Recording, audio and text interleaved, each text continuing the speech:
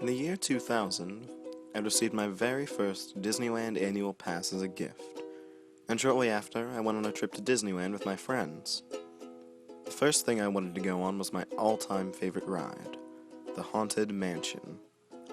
I loved the ride so much. I did research on the ride to even figure out the secrets and techniques they used for all the effects. I also memorized the song, so I could sing along throughout the ride. So I finally got to the Haunted Mansion and got in line. So far, everything was the same as always, except for one thing. I got to the pet cemetery part of the ride, and for some reason, the frog's tombstone was missing, and instead was replaced by another that read, "Seth, forever here." This kind of bothered me. It seemed out of place, and it wasn't one of those family-friendly puns that Disney makes all the time, but I ignored it, thinking that it was just a new part of the ride. Eventually, we finally got inside the mansion. So far, nothing else being out of the ordinary.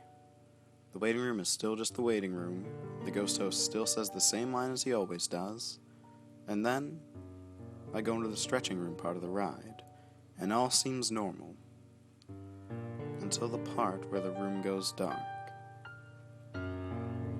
You see the skeleton hanging himself as usual, but when the lights go out, I saw a ball of light hovering around the ceiling. Now, I knew this wasn't normal, because at this point the room should be completely pitch black. Then, just before the lights turned back on, the ball of light seemed to morph itself into a shape of what appeared to be a skull, and then disappeared as the lights turned back on. I knew this was not normal. As we walked outside the room and into the hall of the transforming portraits, I asked my friends about the lights, and none of them saw it. At this point, I just thought that I was imagining things. We all got onto the ride, and nothing seemed out of ordinary. Until the ballroom scene with the holographic ghosts. I smiled and enjoyed the happy ghosts dancing and celebrating the lady's birthday, but something wasn't right about this scene. I looked up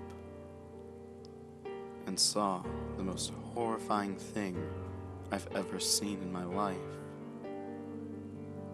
The glass that you see the ghost animatronics reflections off of was broken, and there was a dead body on the floor, lying in a pool of blood by the dinner table.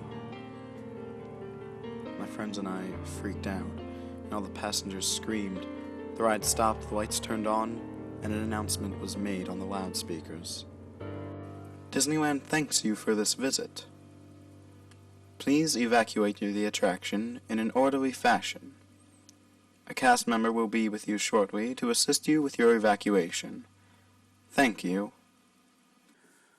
As we were evacuating the ride, we had to walk all the way to the place where you exit the doom buggies and get off the ride. At the ride's exit, we heard what sounded like a child crying, even though there were no children around. I saw a bunch of ambulances outside the Haunted Mansion, along with the police officers standing outside the ride. I walked up to one of the police officers. We talked for a bit, and when I asked him the victim's name, he said that the victim's name was Seth.